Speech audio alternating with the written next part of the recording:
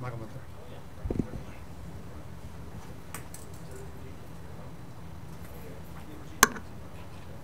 Okay, we are on the record. Are we ready? We're live? Yes. You want to turn off the cell phones? Certainly. May I have your attention, please? If you've not signed in, please take this opportunity to sign in at the table at the door, and take this opportunity to silence your cell phones. Thank you very much.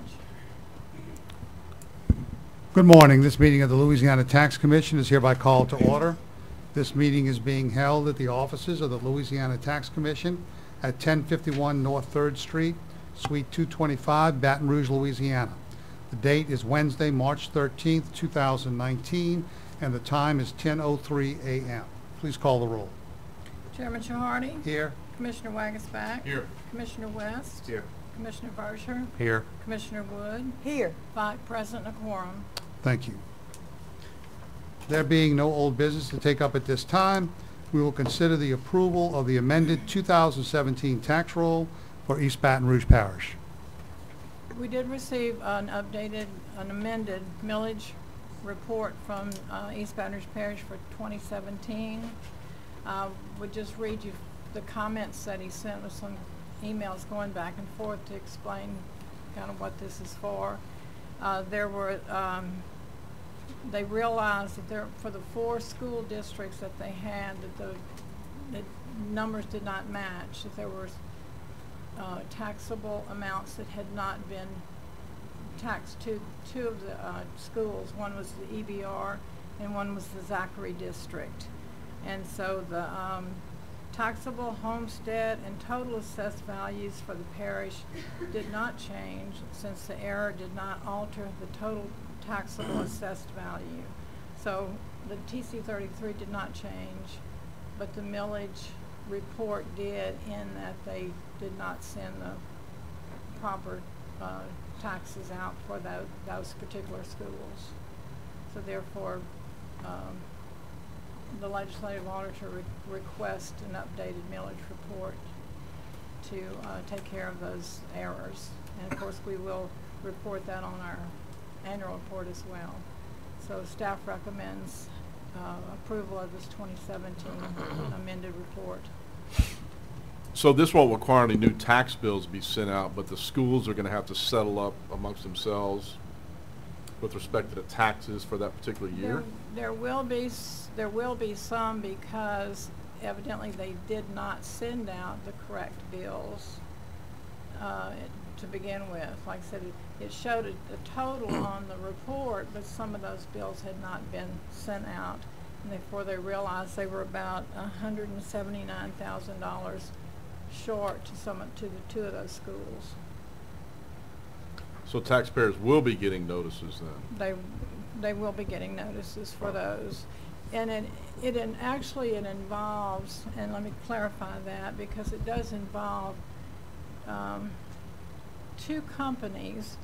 One is Entergy, and the other is a water company, and they have already been notified of that, so they are expecting that. All right. All right, no more questions. I'll accept the motion for approval. So moved. Second. Commissioner Verscher? Yes. Commissioner Wagasback? Yes. Commissioner Wood? Yes. Commissioner West? Yes. Chairman Shahardy? Yes. We'll now consider change orders.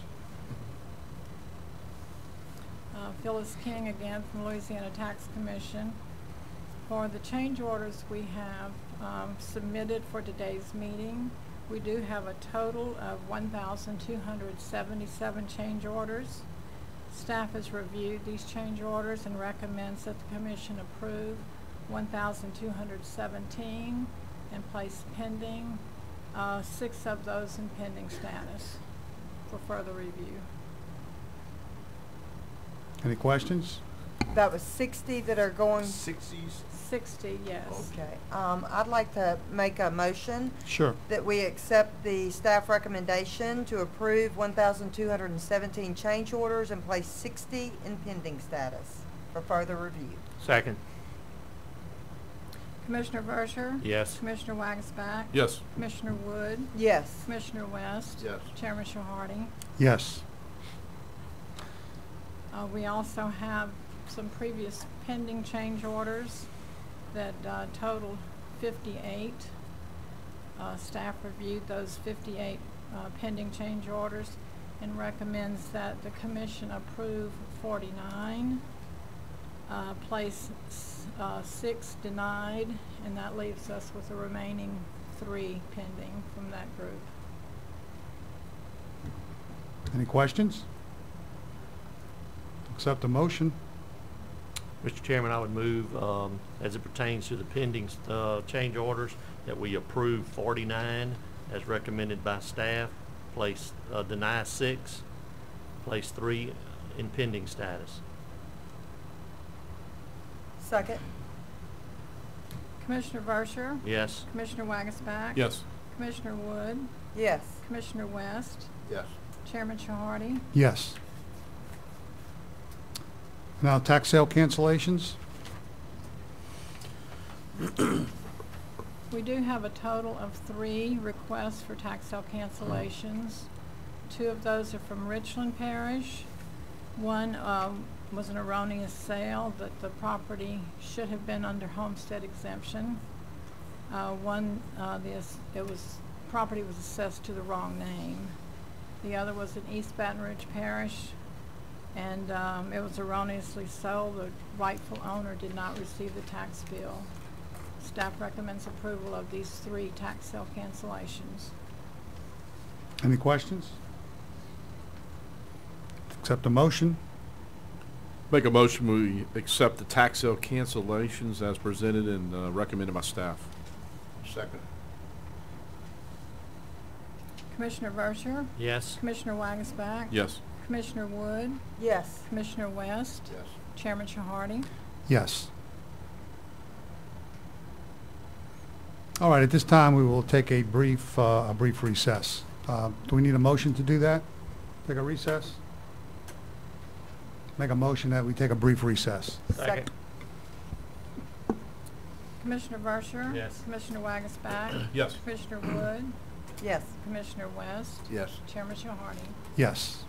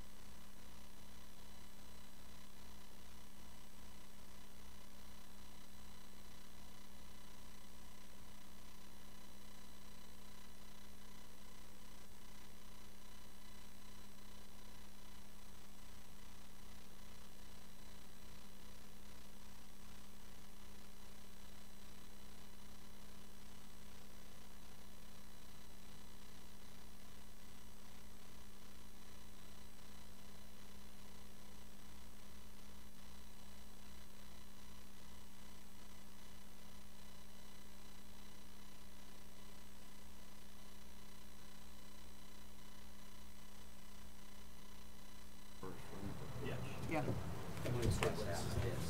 Yeah, can swear him first. Well, I mean, just before we start, you can read that first, or you can swear him first. Okay, I'll read this first. We include this breakdown of your assessment.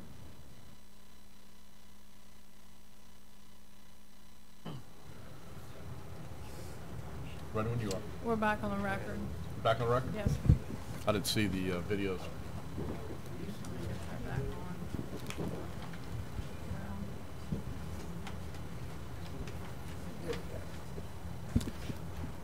Okay, we're back on the record. It's Wednesday, March 13th, 2019, it's 10:24 a.m. Chairman Shahardy had to step out for another meeting with Division Administration, but we'll go ahead and get started on the appeals section. First, let me read a notice regarding the submission of exhibits into the record. It's the Tax Commission's policy to accept all documents into the record that were timely pre-filed in accordance with the Commission's rules and regulations. This will be done at the conclusion of all hearings on today's docket. Accordingly, there is no need to formally offer or introduce the exhibits into records during your appeal hearing. However, if you intend to object to the submission of any of the opposing parties' exhibits, you must notify the Commission at the start of your appeal hearing. As a reminder, this is an administrative hearing, and as such, the rules of evidence are relaxed. The Commission is inclined to review and consider all evidence submitted and accept such evidence into the record. Okay, all those who plan to testify, will go ahead and have them sworn in. Our legal Swear all counsel. the witnesses in at the same time. What I'll do is administer the oath. If you'll speak into one microphone and affirm the oath by stating "I do" and state your name for the record, please raise your right hand. You swear or affirm the testimony you're about to give is the truth, the whole truth, and nothing but the truth, so help you God. I do. I do. I do. Stephen Parker, on behalf of Iberia Bank, taxpayer. I do. Richard Dugas, on behalf of St. Martin Parish Assessor's Office. Reed Huval, Tax Commission, I do. Thank you. Okay, thank you. The first appeal, noted as B, the appeal of N. MacArthur LLC versus Rapides Parish Board of Review, it has been settled. So we'll move now to appeal of Iberia Bank versus St. Marsh Parish Board of Review, docket number 18-22099-001. Okay, so Iberia Bank, this is your appeal. We'll go ahead and start with Mr. Parker's presentation. Thank you, Mr. Wagasback. Stephen Parker, on behalf of Iberia Bank of Lafayette, Louisiana. May I please have permission to pass out a handout Sure. for the Commission's consideration? I've already given the assessor a copy.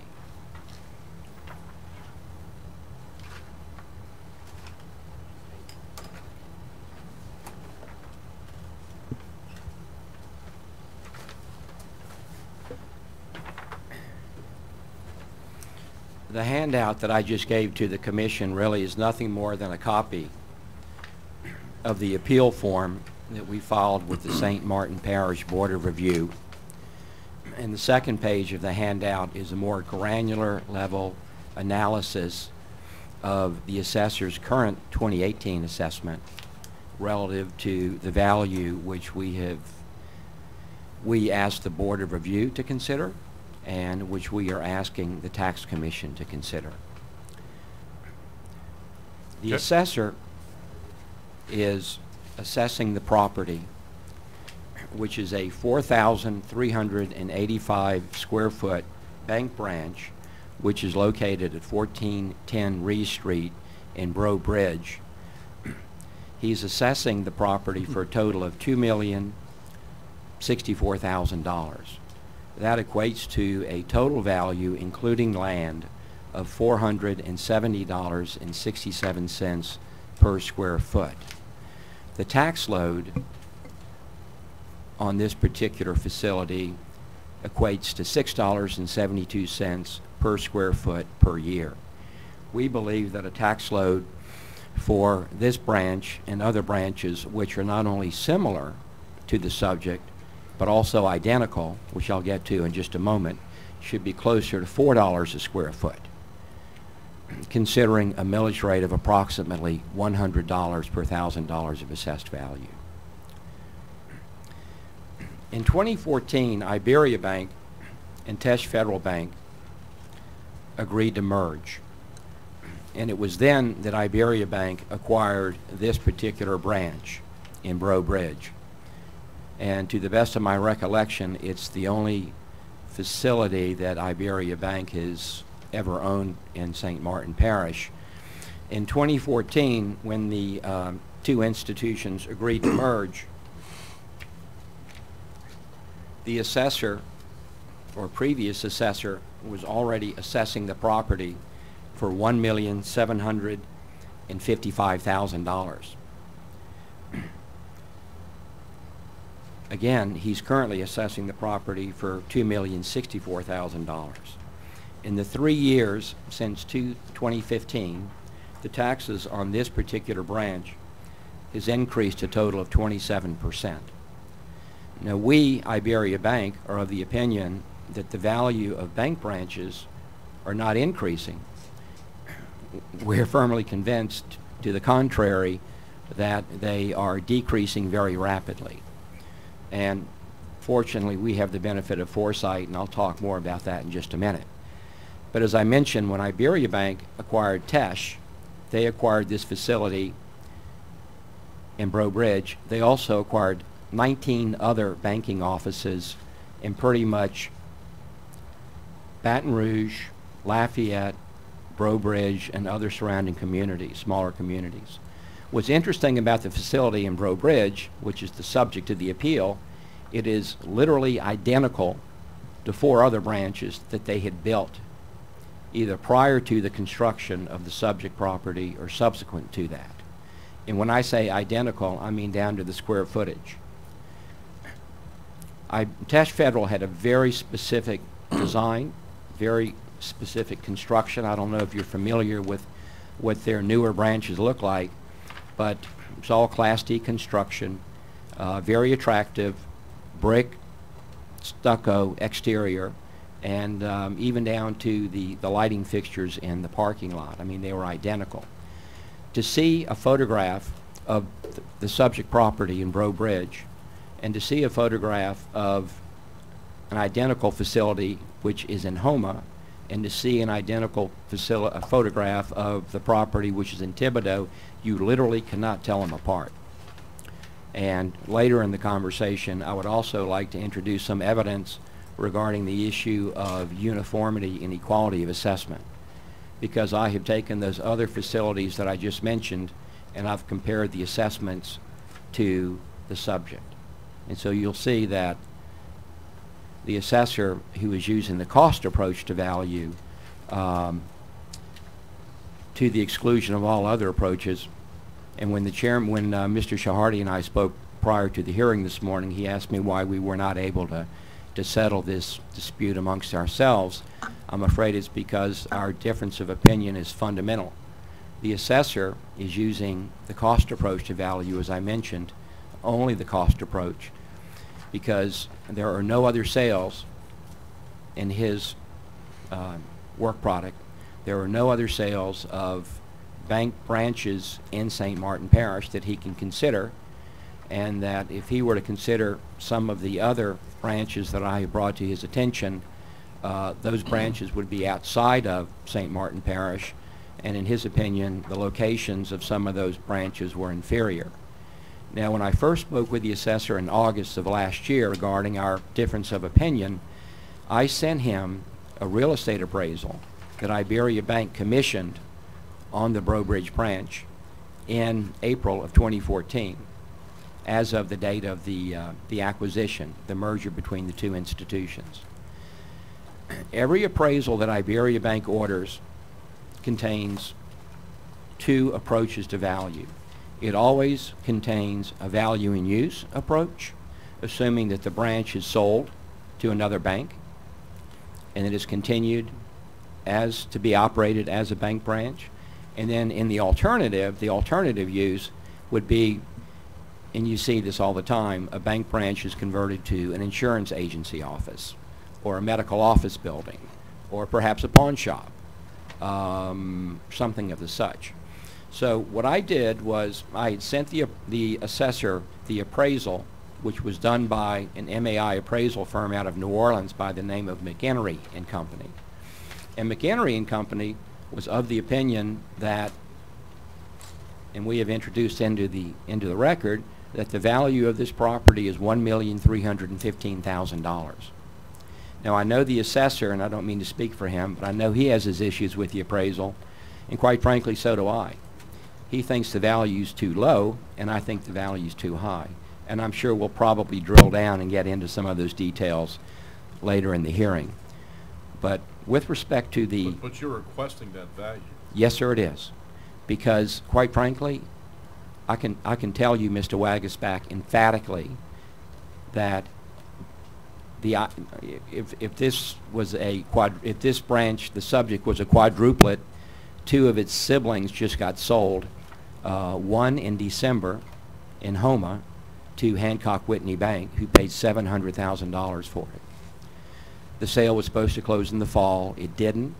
The vandals stole the air conditioning equipment and stripped the copper out of the building, and so the sale didn't close until December the 28th. So, and I have copies of the sales. I can tell you that the actual consideration was $688,750. Now, on a more positive note, the branch in Thibodaux, and I've also introduced that appraisal into the record, that branch appraised for $875,000, was appraised by an MAI appraisal firm out of Baton Rouge, Cook Moore, and that facility sold for $905,000 to Red River Bank in the fall of last year. So, I mean, not to digress too much, but you know, Capital One Bank, when they decided to get into the banking business, people might not remember that the first bank they bought in the country was Hibernia National Bank in New Orleans. And they acquired a lot of the Hibernia people that are still there. And one of the 2 people in the country that is head of the real estate appraisal division for Capital One Bank is still a personal friend that I've known for many, many years. And I asked him, I said, have you sold any branches in Louisiana lately? And he said, well, let's see, between 16 and 17, we sold 23. And what I'm attempting to do, and forgive me if I'm taking a detour, but I want to dispel the myth that there are no bank branch sales. There are so many bank branch sales, it's almost hard to keep track of them. I can tell you between the beginning of 2016, and I know that we have tax lien date issues here, and we have index date issues, and I'm very aware of all of that. But I can tell you that Capital One Bank alone sold 3 branches in Bossier Parish, 2 in Bossier City, 1 in Plain Dealing, 2 in Shreveport Caddo Parish, 3 in DeSoto, Grand Cane, Logansport, and Stonewall, 2 in Baton Rouge, 1 in Kenner, 1 in Westwego, 1 in Lake Arthur and Jefferson Parish, 2 in 2 in LaFouche, Shack Bay and Raceland, 1 in New Orleans, West Monroe and Ouachita, 1905 West 7th Street, 1 in Rapides Parish in Ball, 1 in Araby in St. Bernard Parish, 1 in Chalmette, 2 in Slidell, and 1 in Oak Grove, which is in West Carroll Parish. That's Capital One Bank. 23 branches in 2 years. I talked to this friend of mine 3 weeks ago. He's ordered 4 more appraisals on facilities in New Orleans and 3 more in West St. Tammany Parish. Now, you know, banks... Well, it may be that their business model has changed, that they're more or less not so much in the retail banking other than the electronics, and maybe kind of expanded more into the credit card business. So I guess every bank's a little different from what their business model is, and I think there's slowly becoming less branches throughout the entire United States. And I guess it's going to get bought and sold depending on the acquirers, what market share they can gain, right? Certainly, exactly. But the point that you raised, Mr. Wagasback, is excellent, because you know, I'm not going to sit here and tell you that the future of banking is strictly digital, because it's not. It's physical and it's digital. It's both. But people such as myself and young people like these guys over here who are millennials, they bank in their pocket.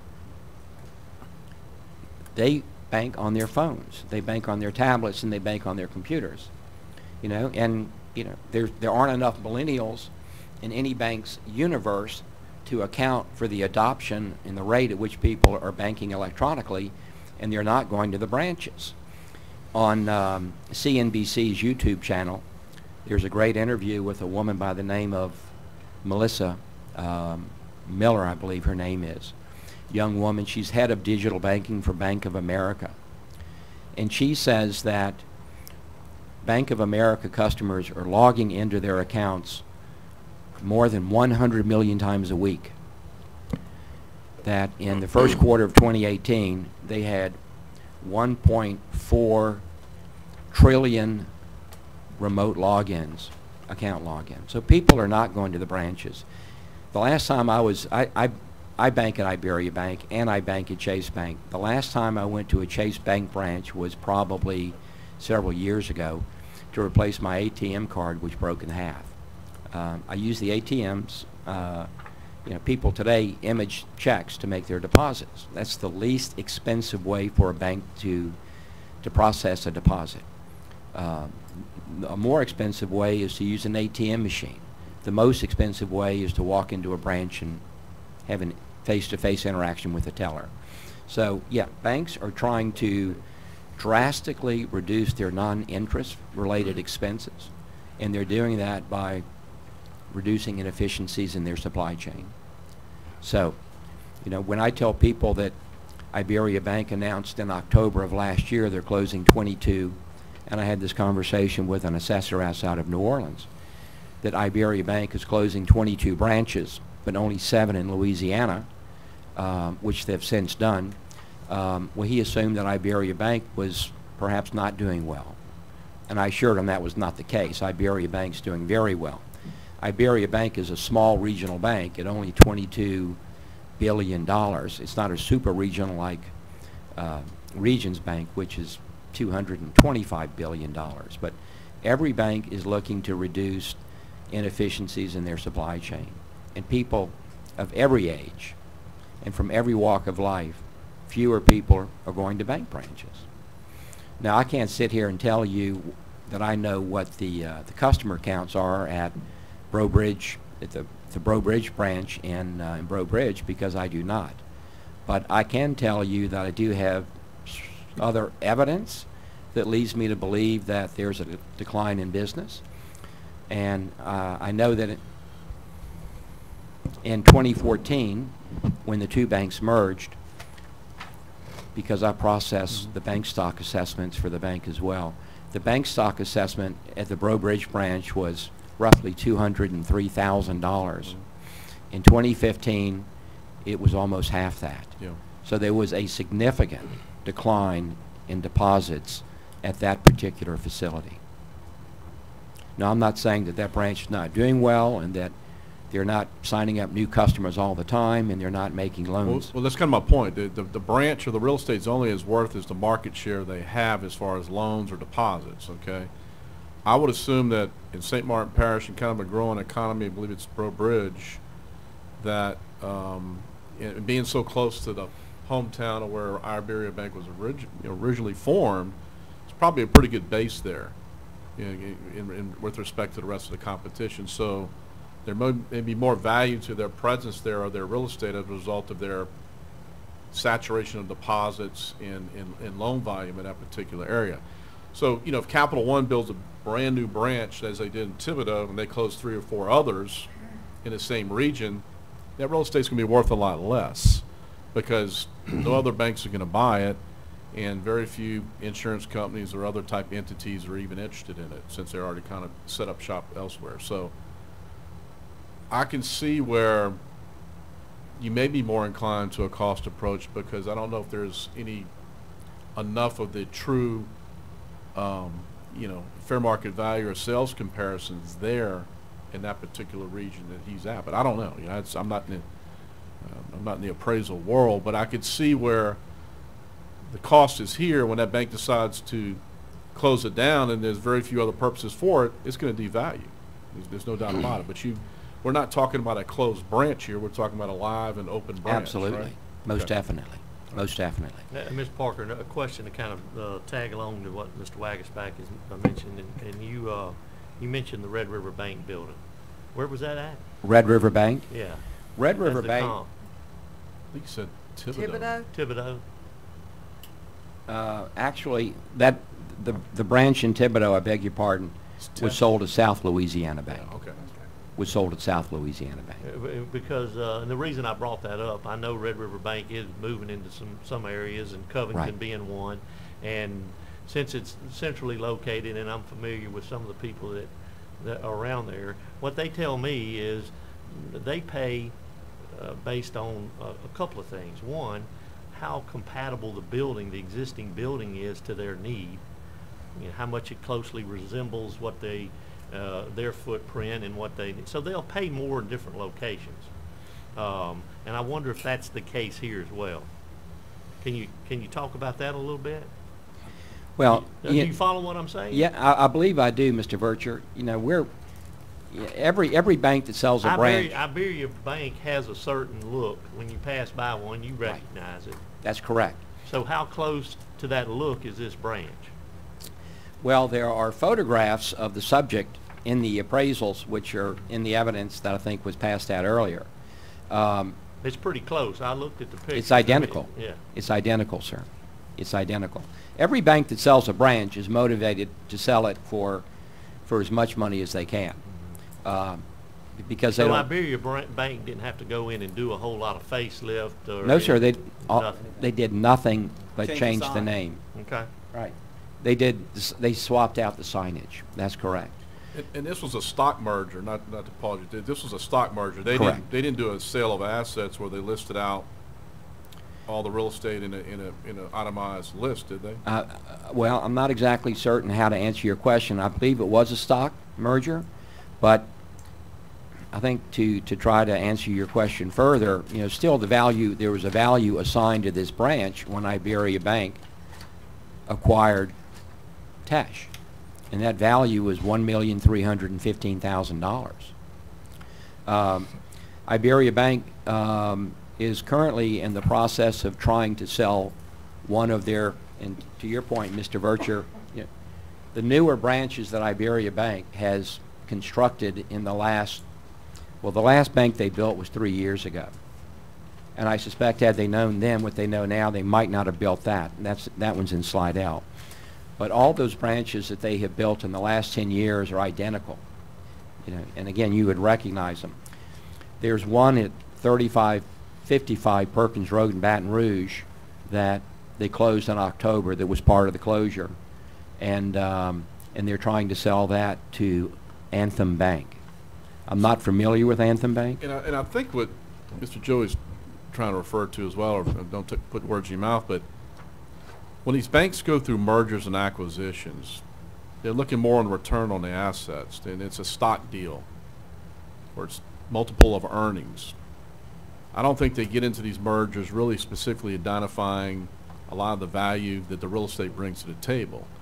So my point is, whenever these branches are sold outside of a merger, typically it's a closed branch. So you kind of have a non-performing asset with very limited purposes, other than maybe an insurance company or sometimes I've seen in Thibodeau where they just tear them down and they open up a Smoothie King or something else in that particular area. So I could see where you're really limited in a sales, because I don't know many banks that go buy an existing bank branch of a live bank and change signs. Usually it's a complete merger. Well, Iberia Bank, you've often heard the term organic growth. Mm-hmm. Iberia Bank is the best example I can think of that So they're going to build from the ground up. Iberia Bank is the best example I've ever seen of inorganic growth. Iberia Bank has acquired over 25 other banks in the last 25 years. And in Lafayette, they moved out of some of the existing Iberia Bank branches into the Tesh Federal branches on 2 occasions in Lafayette alone, because the branches were more suitable for their needs. They're more newer. Yeah, exactly. Better technology, And the better branches that they drive-through. occupied, they acquired when they bought yet another bank. And to your point, sir, in the 5100 block of Johnston Street, They moved out of their branch, which was on an out parcel of the Time Plaza Shopping Center, and they moved into the 5300 block branch of Tesh Federal Bank. And Time Plaza bought Iberia Bank branch and demolished it. Many years ago, Iberia Bank bought Pulaski Bank and Trust in Little Rock, Arkansas. And they've sold quite a few branches up there as well. And someone knocked down a branch and built a fast food restaurant because it was such a great location. But, you know, the principle of substitution in real estate appraisal theory is very important. And I'm having difficulty trying to process that the assessor cannot consider the sale of any other branches that are identical to the branch in his jurisdiction because they're not in his parish. And But now you'd have to say that my house in North Louisiana and my house in New Orleans would not have the same value even if it was the same house. without a doubt. So there will be some differences for location and Yes, things ma'am. like that. Correct. Absolutely. But, you know, Breaux Bridge and St. Martin Parish are part of the Lafayette Metropolitan Statistical Area. They're part of the same MSA. And, you know, I'm sure there are a lot of people. In fact, I have a friend who lives in St. Martinville, and he drives to work in Lafayette every day. And he banks at Iberia Bank in Lafayette, as opposed to, say, Breaux Bridge. So, I mean, to your point, yes, you know, there's a reason why a branch in Baton Rouge is going to sell perhaps for more money than maybe a branch in Gonzales. I started to say earlier, you know, it was not too many years ago that Whitney Bank closed a branch in Gonzales, and Iberia Bank bought it. And they changed out the signage, and they operated it for 3 years, and they closed it. And I don't know, maybe the location was not what they thought it was, or perhaps the community was not supportive of the branch, or I don't have the answers to all those questions. But again, fundamentally, I mean, you know, even say Bank of America that I talked about earlier, Bank of America has 1,728 fewer bank branches today than they had 10 years ago. Bank of America has decreased their supply chain as it relates to branches by 28%. And that has a lot to do with a lot of things. As Mr. Wagasback said, you know, I mean, to his point. But yes, electronic banking has a lot to do with it, and consumer habits has a lot to do with it.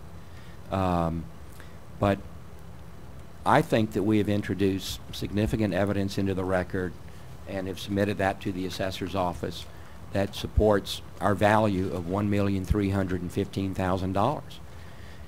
We continue to maintain that we think that the cost approach to value is not the only approach that the assessor should consider. We think he should take into consideration the sales approach.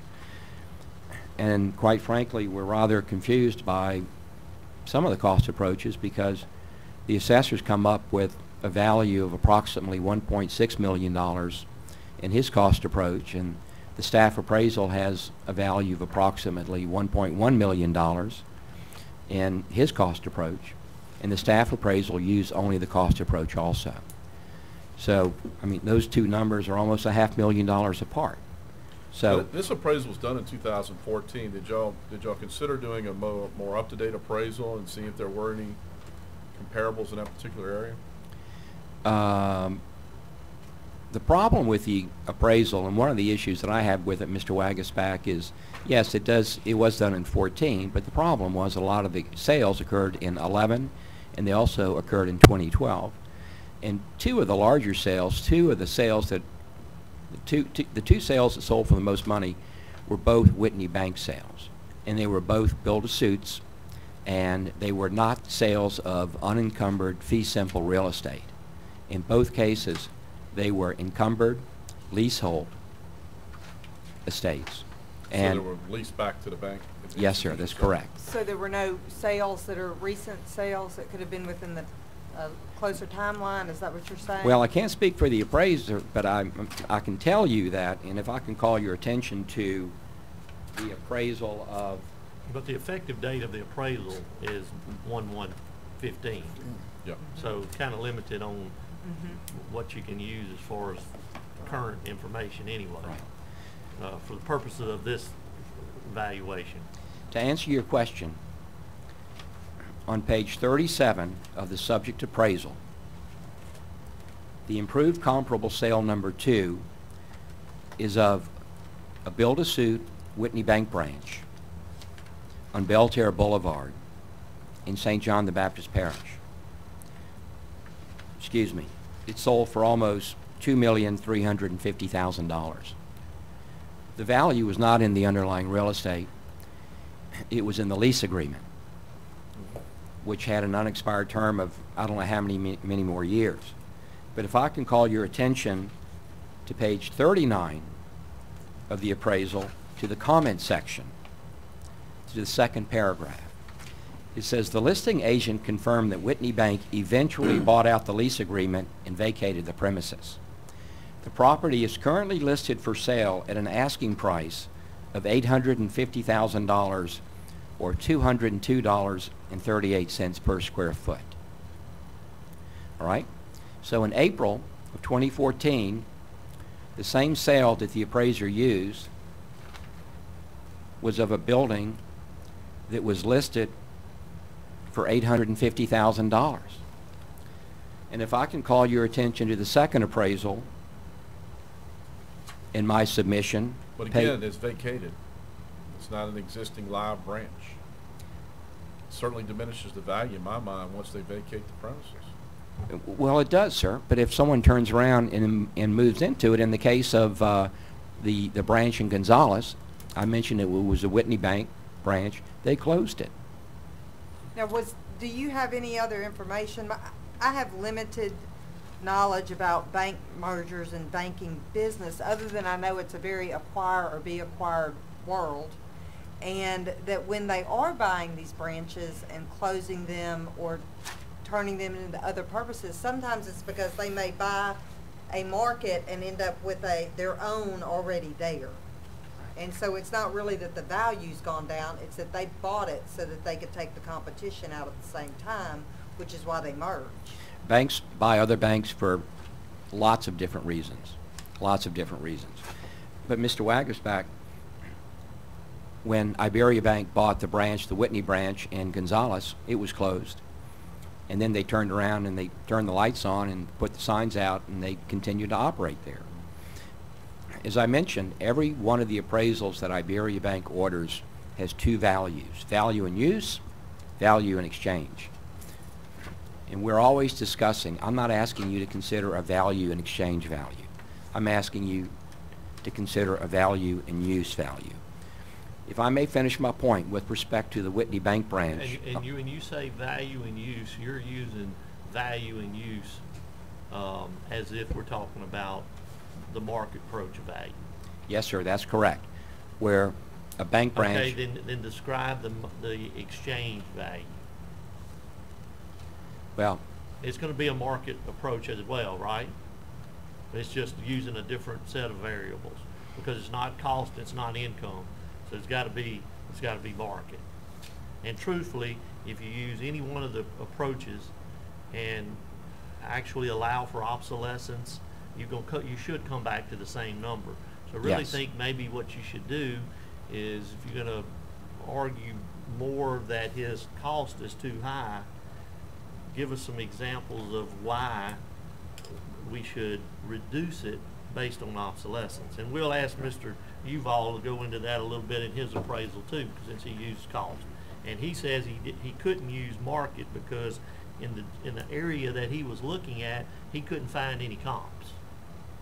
Well, now you're going outside, so that's the difference between what you're arguing and why he didn't use market. Right. And so now we need to see what the difference between why you say market and his cost and the obsolescence factor that needs to be applied to that to get it more in line. Because I think kind of both of y'all right, actually. let me ask you a But I question, don't Mr. think Bertram. both of y'all are 100% accurate. When was the last time you drove down the street and you saw an enclosed shopping mall under construction? An enclosed shopping mall under? Right. You Not mean strip, one- you mean not one- strip retail. You mean Enclosed. a shopping mall? Well, it was this past weekend, I was in Dallas. Okay, now I wasn't in Excellent point. Louisiana, I was in Texas. Excellent point. Right. Yeah, there are multiple cities in Texas who have populations that far exceed the population of Louisiana. Right. So, I was in so the- I understand, okay? But I answered your question. You did. When was the last time you drove down the street and you saw a movie theater under construction? It was in Texas too, but I'm not around here. Okay. And when was the last time you drove down the street and you saw a detached freestanding bank branch under construction? It may have been recently. I don't know. I'm not saying it didn't happen or it doesn't exist. I live in downtown New Orleans. I'm not sure what the We point. had What is? four of them that built around the same time, 2012.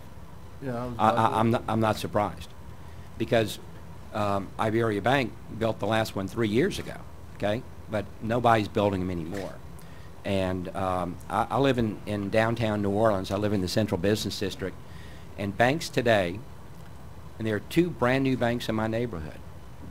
Hancock Whitney Bank moved on Barone Street at Girard, across the street from Rouse's Market. But they moved into a mixed-use, kind of a multi-tenant type building. And then Fidelity Bank, which used to be Fidelity Homestead and Savings Association, just opened up across the parking lot from the back of Rouse's in a new multi-use development. But again, it's strip retail. So I don't want to go too far afield here, because there are several other points I would like to make. If I may finish my thought with respect to the bank branch, the Whitney Bank branch on Belterre Boulevard in Laplace. I had mentioned that as of the date of the appraisal, April of 2014, that property was listed for $850,000. In the second appraisal that we submitted into evidence, that same bank branch appears as a comp. So you will see that on page 53 of my second appraisal, that same branch sold for $725,000, and that was in October of 2015. So, and I happen to know, I drove past it 2 weeks ago, because that was a good example of value, not value in use, but value in exchange, because it was bought by a automobile dealership that used the property as a used car lot, however you say that. And not only did they buy the Whitney Bank branch, but they also bought the vacant parcel of ground adjacent to that Whitney Bank branch. So I think that's evidence that, you know, these branches are declining in value, and they're declining rapidly. Now, what I wanted to mention also is that Assessor Dugas mentioned that there have been some mergers in St. Martin Parish. And what little bit I've read on the internet, so please correct me if I end up getting this wrong, but I believe that St. Martin Bank was acquired by Home Bank. Yes. That's correct. And I don't know if it was a stock deal or what it was, but Say that again. Which bank? I said that Home Bank, Home Bank, which I okay. believe is based in Lafayette, bought St. Martin Bank and Trust Company. Correct. And St. Martin Bank has, do they have a branch in Breaux Bridge or just St. Martinville? It's St. Martinville and Catahoula, in Okay. that area. So, I mean, there is a sale of a bank branch in St. Martin Parish. You know, any time that Iberia Bank acquires another bank, assets, there's always a purchase price allocation done, and there's always an asset value which is assigned. And so I don't know what value they would have put on that branch in St. Martinville. I don't know if it's... Well, did Iberia Bank provide you that asset listing? It would show that particular bank? You bought it from, you said you bought it from Tesh. No. No. Did they give you? Iberia Bank, assigned a value of $1,315,000 to the branch in Breaux Bridge. In a purchase price allocation, it was assigned that way? That's the book value. I deal with the corporate real estate You really department. haven't provided that to us, though. I mean, you haven't provided a sales document that demonstrates that, or is evidence of that. Well, you know, it was not the acquisition of an individual asset. So, you know, I don't know where that document. You mentioned it, so I'm just looking for the document now. I'm going to get back to New Orleans and I'm going to see what I can find out, Okay. so we can prove that up. I mean, if there's a purchase price allocation that's inked by, you know, both parties, then I'd be interested in seeing that. Well, I don't know what better evidence I can submit into the record other than. Well, it's an appraisal, but that an appraisal and an actual sale document and purchase price allocation, that's two different things. Then that's a legal instrument that's filed somewhere. I understand. And I suspect there's a unity of title that was filed for all these branches and all the different parishes. So I don't know that there's a document in St. Martin Parish that we could run down. Although there may be. That's a question the assessor can answer as far as when the sale went through, what was filed. Okay. Was it just a change in ownership, or was there? Yeah, it was just a change of ownership. Okay. We didn't have any Okay. listing of All value right. on anything. Okay. And again, with respect to the staff appraiser's cost approach to value, I'm going to be curious to see why his number is $500,000 less than the assessor's. So. Okay. Are we ready for the assessor? Okay, I'm Todd Dugas, assessor of St. Martin Parish. I've been assessor just 3 years now, but I've been in the office 32 years. And in those 32 years, we've never used a comp outside of our parish to value anything. I don't care if it was, you know, I mean, Lafayette right down the street's got houses that sell for the same house, St. Martin Parish would be 20–30% less. So using comps outside the parish, I don't think, I wish Mr. Shihardi were here because he was an assessor, and I don't think it's a practice of any assessor to use a value outside of their parish. Now, I looked at his. I'm going to say this. It really depends on the type of property that you're talking about. Yeah. Because, I mean, we've heard things here from pipelines to, you know, shopping centers. So Yeah, well, and we have guidelines on most of those things, shopping, pipelines and things. We don't really have any shopping centers in St. Martin Parish, but sometimes for what we my have. whole point is sometimes you have to Right. cross parish lines. But we do have banks, and we, in 2011, 2012, 4 banks built in Breaux Bridge on Reese Street, which is probably some of the most valuable property in St. Martin Parish.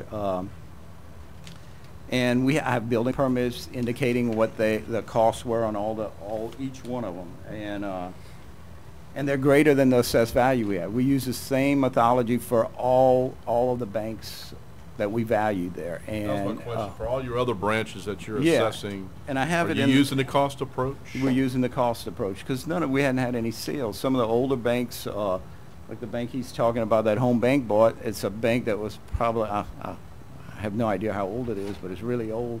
Their one branch in Catahoula's like a little bitty old-time bank. And even on some of his comps that, you know, when I look at the appraisal, ours is classified as an excellent quality bank, and he throws in a couple of good, an average, and then he averages all that out. The appraiser averages all out. The mean's $352.15 a square foot, and the median's $353. Yet he uses in the appraisal $300 a square foot to get to his value. So I mean, and these sales were all 2012. We have an assessment date a lien date of January 1 of 15. So I wouldn't even consider any of these at that point. But one of the things I told him when he called me, Mr. Parker called me, I said, let's use the top 3 of them and average those out, and we use that square footage. The 3 excellent ones, the 3 that are closer in size.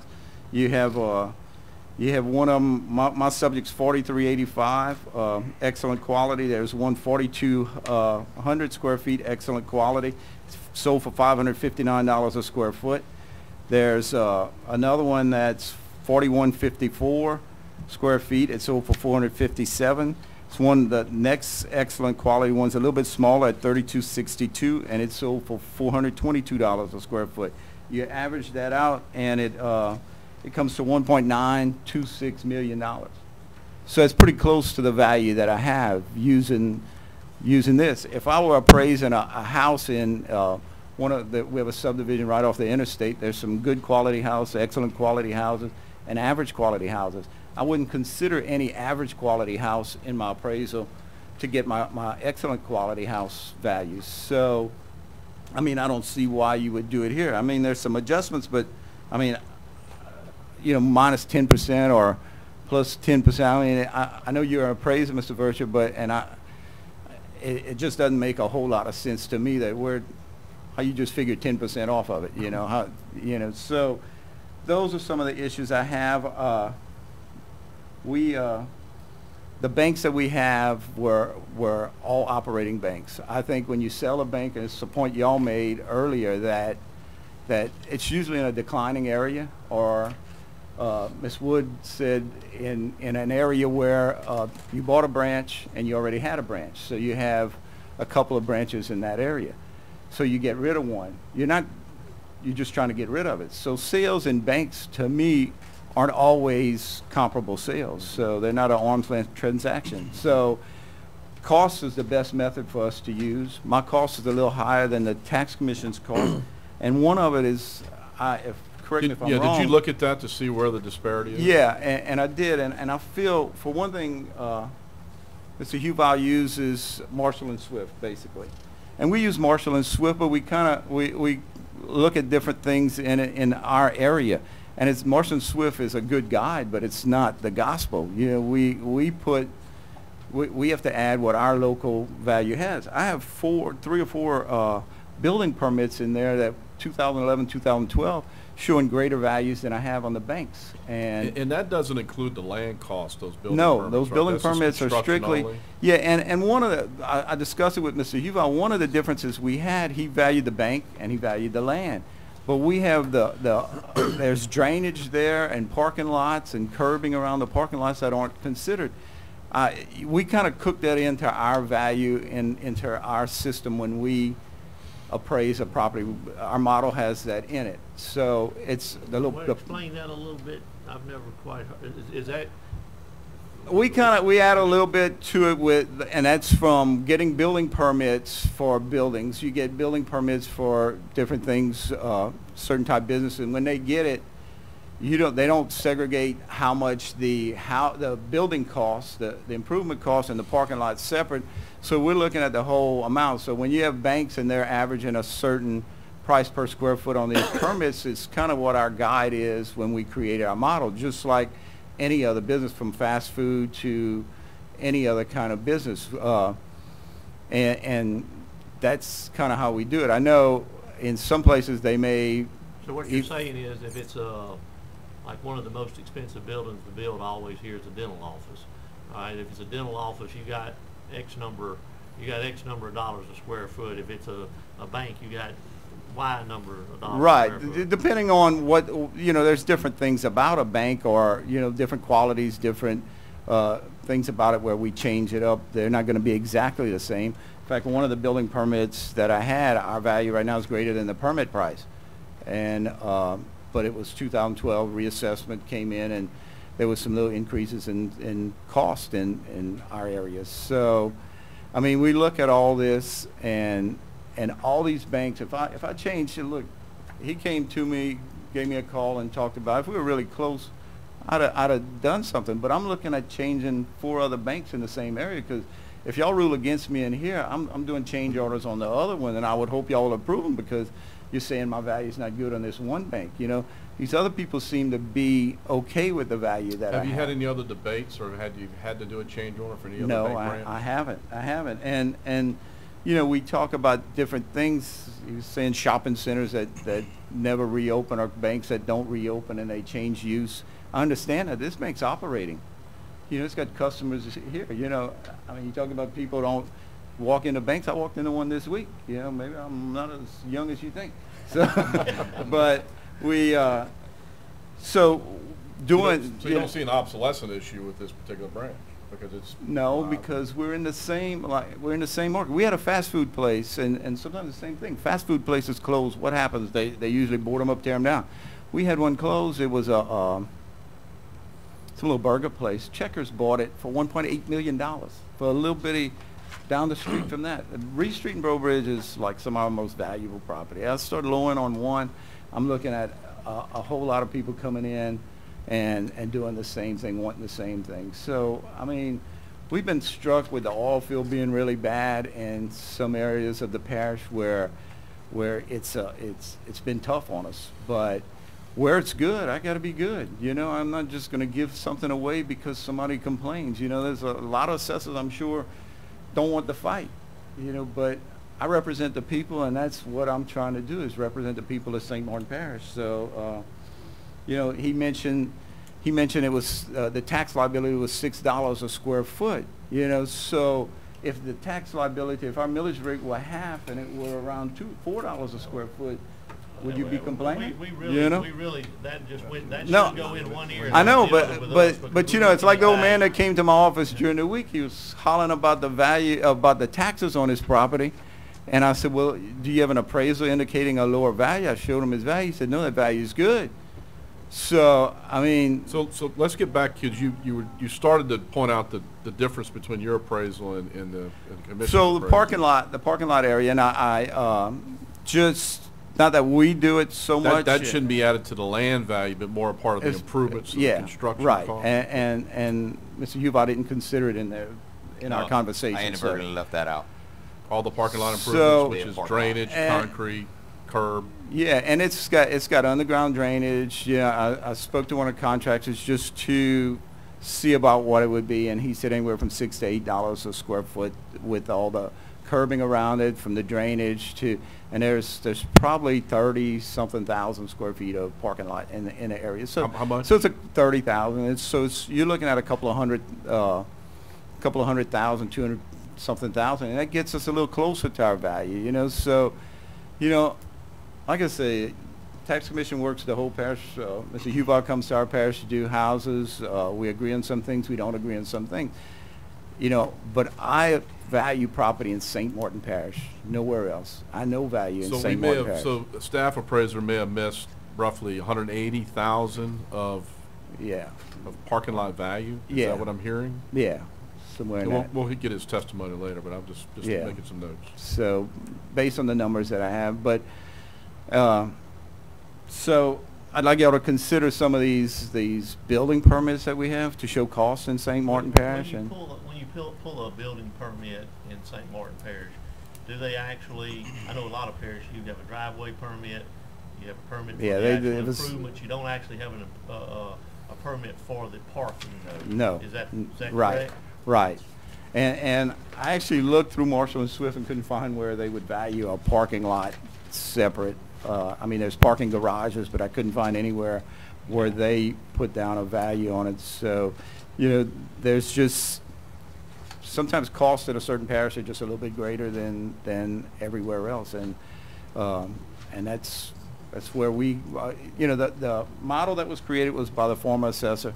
I came in right after reassessment, but I do defend his values because I worked there at the time, and I know, you know, we're not out to overtax anybody. We're just trying to be fair, and I think that's how things should be. I mean, I understand them wanting, the banks wanting a lower value based on sales because, you know, that they're looking for a bottom line and they're looking for those taxes. But we're just looking at values. If comparing that the- branch would vacate, how would you determine your value? I would give obsolescence at that time compared to the ones operating, you know, until we see a sale to indicate some kind of value with it. You know, any business that would close, if they came to me and they said, look, we shut down, I would issue some obsolescence based on that. But, you know, an operating business doing well, you know, I feel like what we have is a fair number. Here's the thing that gives me a little bit of a heartburn just using a square foot price for all banks. I mean, just looking at the pictures, you got some that have way more parking, they may have more drive-throughs. They may be built different in that they have safe deposit boxes or have different vault requirements. You know, so just, and Yeah. I don't know enough about Well, the what fact you're that comparing it the to. fact that all building permits were relatively close, Uh-huh. I think our value's pretty good. And if you look, the booklet I sent has each bank, and it has, I have that information here. I have, Actually, you put together a lot of good information. yeah, well, I appreciate it. I mean, if it's one of these things, if you just like with a house, if you lure one in a subdivision, you better be ready to lure them all. So Okay. that's all I have. If y'all have any questions, We'll move to the staff appraisal. Mr. Duval? So I did the cost approach also on this property. After doing a field inspection and inputting all of our information that was gathered in the field into our TAMS program, I came up with a value of $1,643,000 for this property, and I inadvertently left off some of the site improvement in regards to the parking lot area. Now, he mentioned $6 a foot. What is your opinion as far as site improvements or? You know, that's something that the cost approach, when we input, it kind of spits out. So I would not have an opinion on that. So would 180,000 sound high or low in your experience?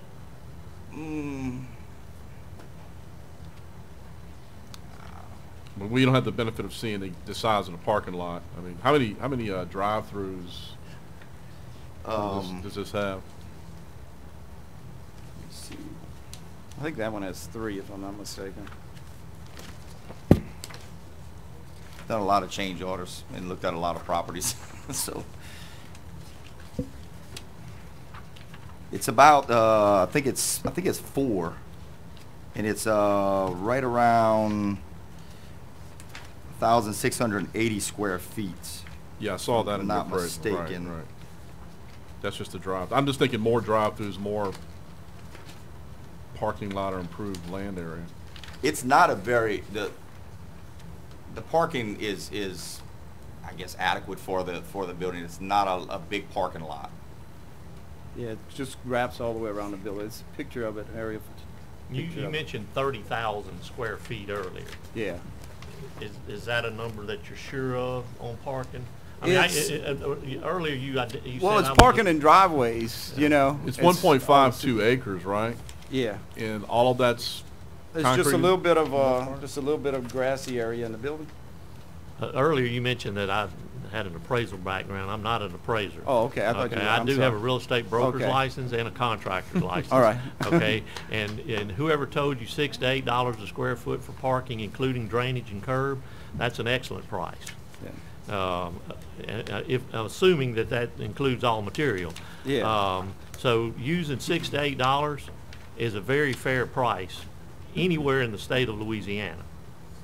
If you're talking drainage, Yeah, parking, and as you can curb. see, this is a better picture of it. There's drainage, underground drainage throughout. I can give you all each one of these if you.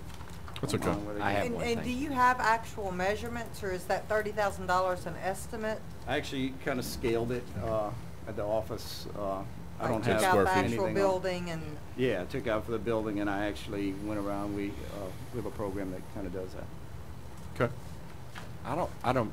So if yeah. we use 30,000 square feet at $6, I don't think anybody would argue that that's well within the guidelines. Am I correct, Mr. Uval? Sure. Mr. Duval, also speak on your actual cost, your unit cost. That's from Marshall and Swift, correct?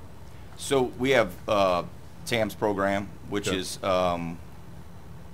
basically takes the Marshall and Swift and applies those values once we input our data of, you know what type of condition it's in, the height of the building, the classification, and all that stuff.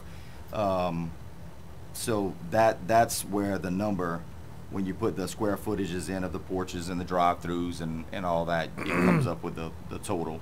And with the gives a depreciation of 3% based upon the factors that you put in. I think one of the differences too, that he mentioned, I think in their modeling, they do their own local multiplier, where Marshall and Swift is all basically what they come up with.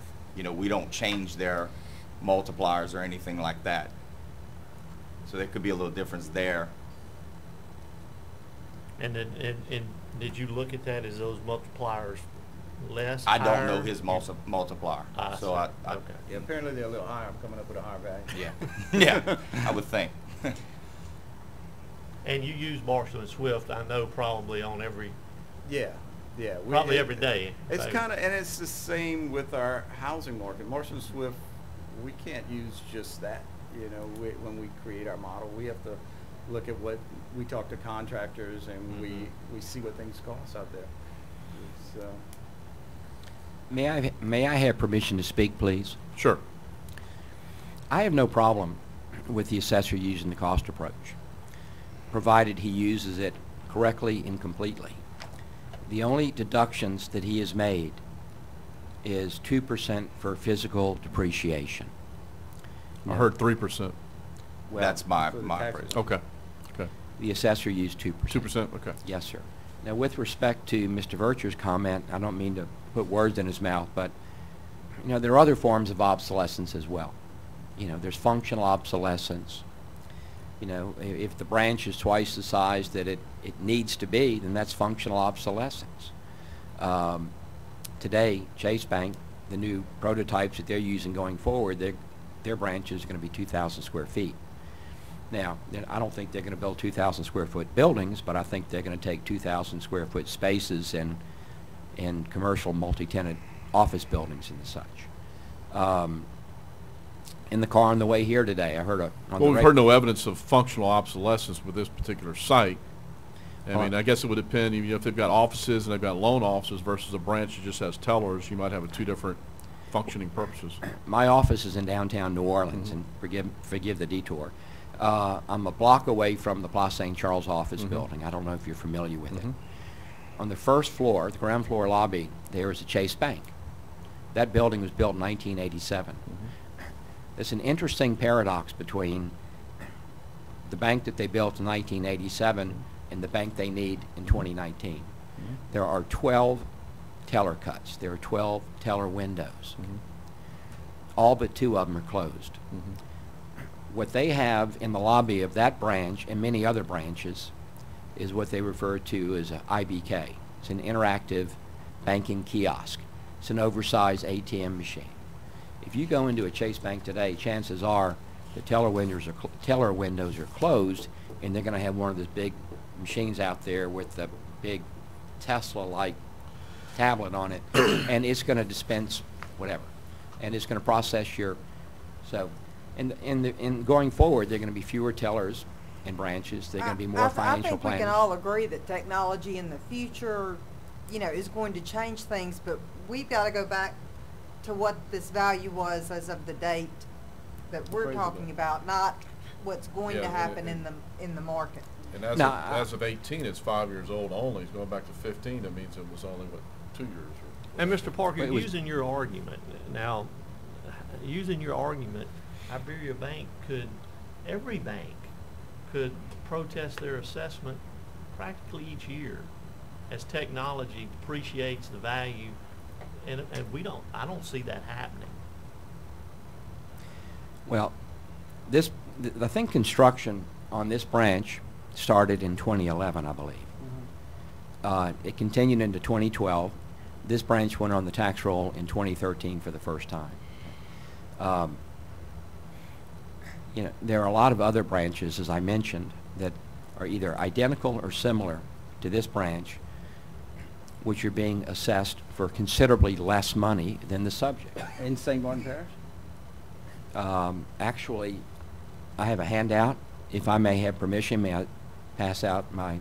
If it's in St. Martin Parish, I mean, I'd like Well, to the see that. subject is, but I'm comparing the subject to a branch in... If you have something in St. Martin, that's fine, but other than that, I don't know that Because everybody's millages are different. Well, I understand, and I documented all that information, but, you know, uniformity and equality of assessment is also an important issue.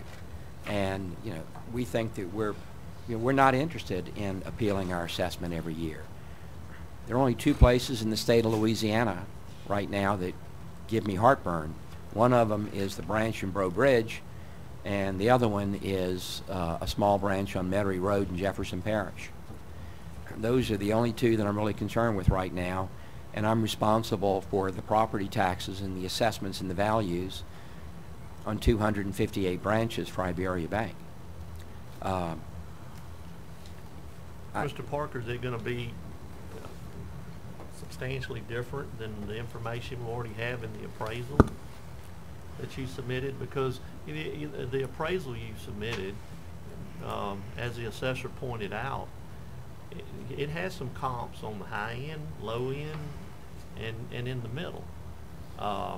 So, you know, we have information here, but it appears to me that I don't think the assessor's out of line. Maybe the number, maybe not using Marshall and Swift and things of that nature, but it doesn't appear to me to be that far out of line, based on even the information that you've submitted us. It's probably close to 10% with staff appraisal when you add back the improvements for the parking lot. So, yeah, if you add the improvements and the fact that, you know, possibly the assessor didn't use enough depreciation, I'm coming at, you know, like $1,700,000 or $1,720,000, including land. So, but I mean, I'm not. That's not a motion. I'm just telling you what my opinion is, using the information that's been talked about and given today. Well, then I'd like to read into the record the information that I wanted to circulate, if I may. Okay, because I was. Well, why don't you go ahead and provide it, You and can we'll provide it. that's Go ahead. been- and we'll take it into the record. Yeah. Well, you know, one of the things I have to say is, you know, when, you know, 2011, 2012, I know banking's probably changed a little bit since then, but, you know, these banks were willing to, you know, the Iberia Bank, which was Test Federal, their permit amount was 1.768 just for the building. We had one Community First. Theirs was $899,000 just for the building. It's a smaller building. And then Pedestal Bank built one for $1,079,000. You know, all at the same time. So if banking is dead, they didn't know. You know, I mean, you know, like the way he's trying to say, the gloom and doom of banking, they're still spending money, you know, on building stuff at that time. So I just feel our value's pretty good, and I'd appreciate y'all considering that. I want to dispel the belief that banking is dead. Banking's doing very, very well. You know, it's doing very well all over the country and in many places of the world. You know, and Iberia Bank's doing well, and I'm sure all the community banks in Acadiana are doing well also, which is great. Again, with respect to 2 of the 6 comps that were used in the subject appraisal, they should not even have been considered because they are not unencumbered and they're not fee simple values. They were build-to-suits.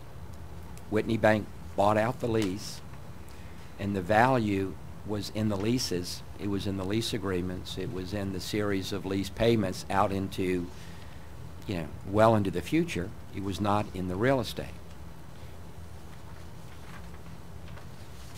You know, the item that I just circulated a minute ago with respect to assessments in these other parishes, in Lafayette Parish, Terrebonne Parish, Lafourche Parish, you'll see that the values of a lot of these branches are the same. Those are the values at which those facilities that, again, are either identical or very similar, but in some cases larger, those are the values at which those branches are being assessed. Why is St. Martin Parish the outlier on the curve at a much greater value? That's what I'm having trouble processing, and that's what I'm having trouble accepting. I think it's because I'm a better assessor than those guys. Well, that goes without saying. I would not argue against you, sir.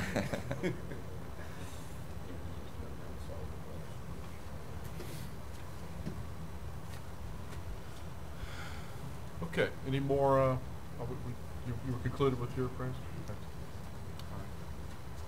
Okay. Looks like we've got some more homework to do and some processing and kind of want to look at all the testimony and the documents provided. Is there any motion to? Yeah, I would move, as it pertains to docket number 18-22099-001, that we take this matter under advisement. I'd second that. Commissioner Varsher? Yes. Commissioner Wagasback? Yes. Commissioner Wood? Yes. Commissioner West? Yes. And Chairman Shahardy is absent. Thank you, sir. Thank Sir. you very much. Thank y'all. Okay, that's the last appeal for today. The Tax Commission hereby accepts all pre-filed documents and oral testimony into the record as Taxpayer Exhibit 1 in Globo, Assessor Exhibit 1 in Globo, and LTC Staff Appraiser Exhibit 1 in Globo for each appeal hearing conducted today respectfully. Having no other matters to come before us, I'll recommend a motion or accept a motion to adjourn. So move. Second? Call the- Commissioner Varsher? Yes. Commissioner Wagasback? Yes. Commissioner Wood? Yes. Commissioner West? Yes. Chairman Shahardy is absent. Thank you. Thank you, everybody. Thank you very much. Thank you.